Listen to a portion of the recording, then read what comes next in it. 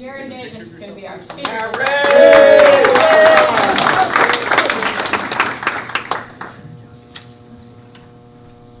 All right. Can you hear me okay? Well, I get a lot of questions about what I do. My hobby is motocross racing, and most people don't understand this sport at all, much less the origin of it. Who in the crowd here has owned a motorcycle? Let's see a show of hands. Wow. That's good. And we're still there. Keep your hands up if you owned a motorcycle in the 70s. Now keep your hand up if you owned a dirt bike in the 70s. Well, it was a phenomenon, thank you. During that time, the motorcycle sales were off the chart in the 70s. There's a lot of factors contributing to that. But the Japanese manufacturers came over and introduced some brands that were very reliable and user-friendly, and movies were made about motorcycling. Steve McQueen started one called On Any Sunday, and showed people that it was a family-oriented sport. You could have a good time on motorcycles. So I was involved in it as a child during those years, and learned the history of the sport of motocross at an early age by subscribing to magazines that relayed news from overseas events, because the sport of motocross was a European sport. The United States version of racing was done mostly on oval tracks, flat tracks, some were as long as a mile, some shorter, and most people in the United States rode Harleys and Indians and heady bikes like those, and then the British BSAs and Triumphs were real popular. And the flat tracks were made of dirt, and they were kind of like a dirt bike, but the bikes were really more of a street bike than they were a dirt bike. They were dual-purpose bikes. You could probably ride that bike to the track and race it and then ride it home. So the Europeans, on the other hand, they rode in lighter weight, two-stroke machines, much more nimble, agile. They raced on pastures and meadows and natural terrain. Every track was unique to that particular farm that they may have been racing on. And they called them scrambles in the early days, and then they became known as motocross, which is a derivative of a common word for motorcycle overseas. They called them motos. And then, of course, cross country. So they combined moto and cross country for motocross. Sport over there is just huge, still is. Fans would number in the 100,000s to come and cheer, and there's great. It's kind of like the Olympics is. Each country had their own riders, and practically each country had their own brand of bikes. Every European country, it seemed, was involved in the manufacturing of motorcycles during those days. And the European racers were tremendous athletes. Again, kind of like the Olympians of today. When we watch the cross-country skiers perform, it's like, I don't know that the United States skiers will ever be able to compete on that level. They may one day, but it'll be a big breakthrough. Well, that's the way motocross was back in those days. And the key to it, we didn't understand at the time, was just conditioning. But the Swedes and all the racers from those Nordic countries are in such great shape. And these races would last 45 minutes. Typically, you do 2 of those in a day to get a score for an overall. But if you can ride one of these things for 45 minutes at full speed over this rough terrain, you are an athlete. Motocross, in this form, in the professional form like that, it truly is the most demanding sport in the world. So there's this Californian, his name was Edison Dye, and he had traveled in Europe quite a bit, and he had seen these races. And so he contracted with Husqvarna to import their motorcycles to California. And our guys, they looked at these little bikes and they said, that's not for us. We like the Harleys and the American-made, the big bikes. So he was pretty smart. He hired the Europeans to come over and do an exhibition race.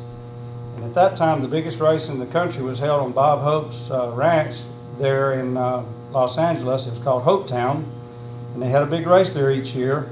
And so Edison, in 1966, paid these European guys, now these are all professional racers, but their season was over, and he paid them $240 apiece to come to the country come to our country and race in this event. And each year, they would sweep the race, first through sixth, on those little lightweight bikes, and our guys on those heavy old bikes just could not compete, nor were they in the same physical condition. Well, the bikes soon began to fly out of his dealership, that's for sure. He started selling these Husqvarnas and other European brands like the CZ, like this one here. And his effort was fruitful, to say the least. So people started catching on, but they had a long way to go before they could ever beat these guys. So again, the European countries had these long traditions of producing good racers and good machinery. I'm going to throw some names at you. These won't mean anything, but just kind of interest to me. These were the names when I was a child that I was familiar with, and some of these were really my heroes. So the Swedes just had a long list of riders. Torsten Hallman, he won four world championships. He later produced a company called Torsten Hallman Off-Road. It's a giant brand. He sold it many years ago, but that brand supports racing to this day. Ben Ahlberg, he was a multi-time world champion. Arne Kring, Aki Jansson, Håkan Andersson, Torleif Hansen, Christer Hammergren. All these guys were Swedish racers. We had some German racers, Alfredi, that were very good. Adolf Will, Willy Bauer, Herbert Schmidt. The Germans were outstanding riders. The Czechs, Jaroslav Valta, Zednik Belki. The Czechs and the Russian racers, they actually were more akin to soldiers than they were racers. They trained, and they were in the communist countries, and that was their job, was to train and race motorcycles. One really fantastic Finnish racer from Finland, Heikki Mikkola, he was one of my favorites. He's a four-time world champion. The Dutch produced Pierre Karsmaker, Gerrit Valsink. Valsink was a dentist. They called him the Flying Dentist. He was really good. Spaniards, Italians, British, all produced good riders. I think the best of all were the Belgians, though. Joël Robert and Roger, or over there they call him Roger de Coster. They combined to win 11 world championships from 64 to 76. And the machinery that the Europeans produced was just as diverse as the racers. So the Swedish company Husqvarna, they were an arms manufacturer. They made a very, very reliable bike. Of course, you've all heard of that brand. They make chainsaws and lawnmowers to this day. They re-entered the motorcycle business recently, but it's an Austrian company now. But it is the same brand, Husqvarna. Once again, it's coming back. The Czechoslovakian arms company, CZ, and they still make guns to this day. They made a very durable bike, very, very reliable. They also made a Jawa. The Austrians made a KTM. The Germans made Mako and Puch and Zundap. The Spanish made the lightweight, really fast Bultaco. They made the Osa. They made the Montesa. Many, many brands. Nowadays, there's only like 5 brands, well, 6 now that Husqvarna re-entered. There's 6 brands of dirt bikes that you see at the races. Back in these days, there was maybe, 15 to 20 brands. The British had lots of bikes. They made BSA and Greaves were probably their top bikes. But around 1970, it all changed. The Japanese entered the motocross business, and Suzuki was leading the charge. So the 2 champions from Belgium, Robert and de Coster, were hired by Suzuki in 1970, and they had already produced several championships riding the CZ, and then they just took up where they left off on the Suzuki, and each won about another 3 or 4 world championships riding the Japanese Suzuki brand. And then Yamaha and Honda and Kawasaki all entered the arena, and things started really to change then, because the Japanese, just like today, their technology was so far advanced, and their research and development was done at the track. And we've talked to racers that were there, and they said the Japanese were more than willing to listen to what you told them, what the rider would tell them about the bike. They'd come out, and the rider would come in and say, hey, you need to change this, you need to change that. And of course, every rider rode them differently, but the Japanese would try to make those changes to make the bike better. And most of the European brands, they said, no, we built it right. you're riding it wrong. You go ride that bike the way we built it. And ultimately that led to their demise. By the end of the 70s, there were no more European bike manufacturers. So we're talking the heyday of the racing, though, was in the late 60s and early 70s. And again, by the end of the 70s, pretty much all the European brands were out of business. Interestingly enough, there was only one American company that really ever made an impact in the sport, and not much of one at that, but John Penton from Ohio. He understood the need for a lightweight motorcycle. He went to Austria and contracted with the KTM company to build a bike, and they named it the Penton motorcycle. And it was very popular here in this country. So many people started out as a kid riding Penton motorcycles. He's such a nice man, Mr. Penton. He's probably about 90 right now. I got to tell a story on Casey. I wish he was here. We were at a race a few years ago, and Casey sat down to visit with him. And they were talking about faith and family and business, and like 3-generation-old business as well. So they were really in a good conversation. And Casey told Mr. Penton, said, "Well, Mr. Penton, somebody should make a movie about your life." And he said, "Well, they are." And it just came out this past year. Lyle Lovett narrated it. It was a really good film. And if you hadn't seen the film, Bob, some of you guys would really enjoy seeing the film about John Penton's contribution to motorcycle racing. So now to the American racers. So we've covered the European racers. The American racers, they went out and watched the Europeans and said, "Wow, look at this. How are we ever going to compete with them?" So first of all, they started getting the right machinery. And took a few years, but they started making some headway. Some of the early American stars were a young guy named Marty Trice. Marty was 16 years old, and he was a scratch golfer, and also a very talented motorcycle racer. Made the decision to go with professional motorcycle racing, and at age 16 he won the first race held in a stadium in this country at the Los Angeles Coliseum. And it was a big deal when he won that race. I'll never forget it. I don't guess I knew about it until my next issue came out with. I was always a little late on news. Of course, we all were back then. We didn't have the internet, did we? Another great American racer was from Hawaii, John DeSoto. He came over from Hawaii to play football and play linebacker at a college in Iowa. And he had raced bikes, raced oval track racing in Hawaii, and got into the motocross scene pretty early on. And Gary Jones was another.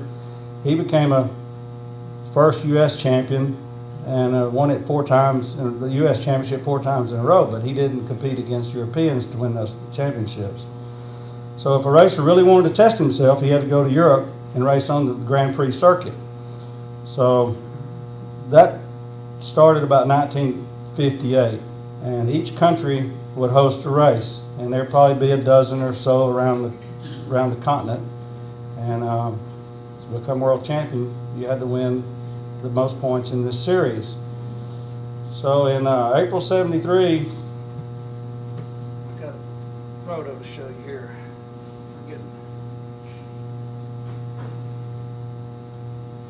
Not doing a good job on my slideshow. All right, this is Edison Dye on the right here, and Torsten Hallman in the middle. This was one of the first Huskies that was imported. That's Malcolm Smith on the left. He starred also with Steve McQueen in the movie On Any Sunday. Who saw the movie On Any Sunday?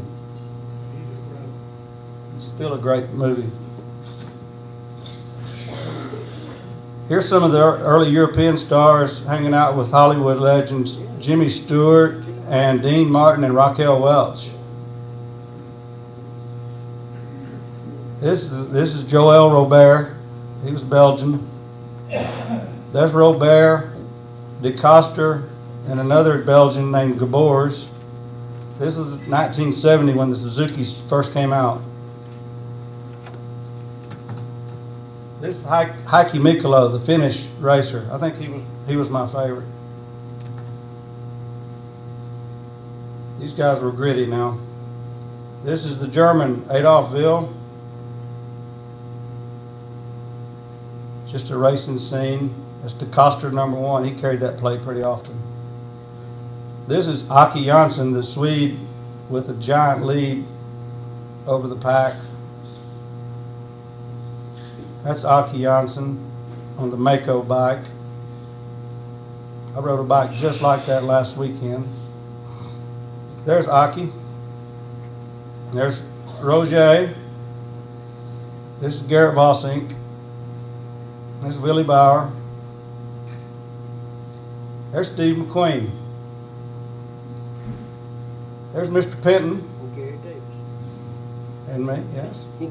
There's the Penton motorcycle. There's Marty Tripes in action. There's Gary Jones. He and his dad basically did all the technology that built the Yamaha race bikes. They pretty much took Yamaha trail bikes and modified them to the point that the Japanese pretty much took their patterns and went to the factories and built the Yamaha race bikes that they call the YZ line. There's Jim Pomeroy. That catches me up here. So in 1973, Jim from Washington State went over to Europe.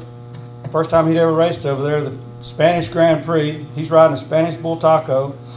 He won the race. And he became a national hero, not only here in this country, but in Spain as well. They loved him. The next year, the Bull Taco came out with the blue colors. It had always been a red bike like this. They came out with a blue bike because in international racing, you wore a color on your helmet to signify the country you represented. The U.S. had a blue color. So they call that the Pomeroy replica. He made a huge impact. And at the Astrodome in 1974, he became the first racer to ever win an indoor race. And thank you, Mom, I was there. He was a hard competitor, tough competitor, won a lot of races. He never won a championship, though.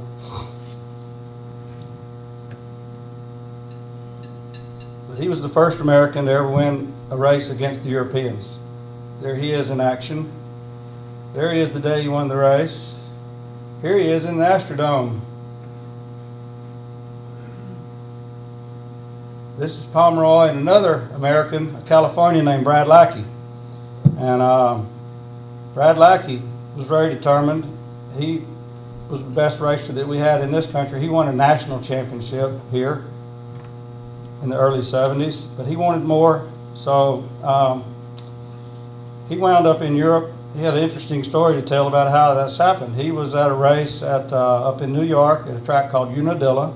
I just raced there last weekend, the same track. It's been around since 1969. So this would have probably been about 72. And he was 17 years old, and he was out there racing professionally. And the guys from the Czechoslovakian company, CZ, they wanted him to go to Europe and train with their racers behind the Iron Curtain. He said, "That's great." He said, "I'd love to go, but I'm still in high school." He said, "Let me call my parents." So he called back to California and says, "Dad, I got this opportunity to go to Europe and train with behind the Iron Curtain with the Czechoslovakian team." And his dad said, "Well, son, I guess you can always finish high school. Go for it." So he took off from there, from New York. He left California to go to New York for a race and did not return. Went to Europe and trained with the Czechoslovakian factory. And like I said, they took it very seriously. They would send him out. They would take the seat off the bike, so you had to stand up the whole time, which is very grueling. They'd fill the tank up with gas, and they'd say, "Go ride it until it runs out of gas. And when it runs out, you push it back," and they'd fill it back up and send him out again. So soon, he got the conditioning that he needed to compete on a world level. And it eventually paid off for him. So in the meantime, the United States Motocross, the AMA, started a U.S. series which included the Europeans. It was called the Trans Am.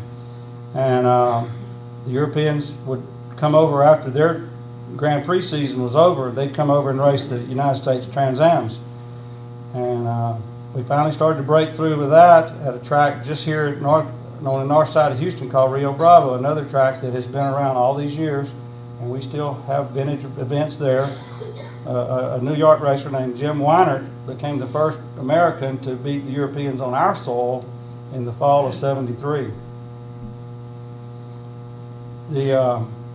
Soon afterward, the international GP circuit began to include a U.S. race on their series. So they'd race in Holland and England and Spain and California. And we got school there every year. And again, the flying Dennis, the Dutch Dennis, he won that event 5 times in a row. But in 1980, we finally broke through and won that race. So things are starting to turn, but now we're in the 80s. Brad Lackey, meantime, had pursued his passion for a decade in Europe and finally won the World Championship in 1982. And he retired then. He'd been chasing it for 10 years. But he became the first American world champion. So, a lot of people ask me, well, how in the world did you get into this sport? So, who in the room remembers Jerome Thomason? Well, he kind of got it all started in my mind. Jerome was a lion, and he was a jeweler here. He had Livingston Jewelry Store and a prominent citizen in town. And I think he had 30-year perfect attendance with Lions Club. And he, at age 50, got into riding dirt bikes and got my mom and dad involved. And let's see where we're at here. More action pictures. There's the American Boys. All right. So this is the famous Mud, Sweat, and Gears Motorcycle Club from Livingston, Texas. That was started by Jerome and Mom and Dad and Bob Cook and Sam Gordon, Clark Evans, Larry Clayman, Henry Ager. Henry and Bob. There's Mom. There's Dad, Mom, Judy Duncan, Gary Walker, John Lindsay, Henry Ager, Wayne Duncan, Patty Ager, John Gardner, Ann Gardner, Bob Cook, Janice Gardner, Janice Duncan, and Sam Gordon. In 1970. Mom and Dad, and there's a blown up picture of Bob and Sam. The local papers would write articles about them. I'm on the corner here on a bicycle watching them ride by. Here's Barry Ogletree. There's Sam. What about that photo, Sam? This was at one of his races. It says Sam Gordon played it cool. There's another one of Sam. They rode machines like this. There's me and my sister on Dad's bike. And there I am on my first bike. There's my first race. This is some of the guys that started racing with us a few years ago. So it obviously made a big impact on me growing up with this sort of thing. And I was lucky to have Jerome Thomason in my life. He showed me a lot about how to work on bikes. His barn next door to my house, I spent half my time over there watching him work on bikes, and everybody that needed help, they took their bikes to Jerome to work on. He was meticulous. He was a jeweler. He worked on motorcycles just like he did a watch. They rode pipelines and trails around. They built tracks. Bob Cook built the track at his farm out here where the school is across from Chico. And again, they made a big influence on me. If a kid's going to participate in motorcycle racing, he has to have parents' support. You know, your kids just can't buy bikes and they can't get them to the tracks. I was lucky to have had that. Kept up with all this through the years of getting those magazines. I still keep these magazines. I go back to them for reference often. A few years ago, Mike Gowdy and I re-entered this sport. Of course, I quit it for years. Couldn't afford to do it. I had to have a car, so about 16 I quit doing it. Got into it about 13 years ago, I guess. And we raced with a group called the American Historic Racing Motorcycle Association. They have about 18 events around the country. I usually go to about 6 or 7 of them. We accommodate pretty much all age classes. We've got a class for those that are over 70. We've got over 40, over 50, classes over 60. The over 50 and the over 60 classes are the most, this is the track we raced at last weekend, just the most perfect natural terrain you'd ever imagine. That's a mud race. There it is. Just some action shots here. That was last weekend. Last weekend's picture. That was a few years ago there. There's Mike Gowdy with Jim Pomeroy, the first guy to win the race in Europe. There's Mr. Gowdy. He's ready for action. Gowdy. I want to show you some pictures of some of the guys I raced with. These are some of my good friends. Some of these guys are from Dallas. One's from Washington State. These two guys, I don't know how old the guy is on the left. I think he was over 80, though, and he competes in racing. I met this guy last weekend. He's 79. He's from Canada. He's German-Canadian. 79 years old and gets around just as good as the young guys. Helmut Klassen. And then one more photo. This is Mary McGee. Mary McGee was 75 years old here, and she won a first place trophy in her race. She's 78. I saw her last fall, and she's still racing motorcycles at age 78. It's pretty incredible. So to wrap it up then, I just want to say that it's been a really major geography lesson for me to learn about all these countries and places. It's been a cultural lesson. It arose a curiosity in me to visit faraway places and meet people with unusual names. I learned at an early age how to work on bikes. If you wanted to go ride, your bike had to run. You just had to go figure out how to make it work. And we learned how to work on them. I still do. I don't do the engines, the gearboxes, or the cylinders, but pretty much I do all the work on these bikes. Still use a lot of tools that my granddad and my grandparents gave me, mom's parents. I was very lucky. I've met some incredible people, traveled all over the country, and with a little luck, we'll continue to do so. Anybody have any questions? Yes, sir. Yeah, they got it running again. Lorraine. Yeah, Clifton got it running. It's he rides it around the farm. His workshop, I had that in there. I missed that. Yeah, he called his workshop the Tabernacle. Yeah, Jerome was a piece of work. He was quite a man. Yes. Well, I would like to tell. I would like to tell. Stand up. Let's hear this. I would like to tell this group about the fact that Gary will buy boxes of parts here and there, and I guess he accumulates them, and then he'll build this bike. Then he'll race on it, and he'll win. I think that's pretty cool. My mom. Thank you. Anybody? Gary, I'll buy anything. Well, thanks for the opportunity to bring the program. I would challenge anybody that has an unusual hobby to come and do a program. Let us know what you do. Thank you.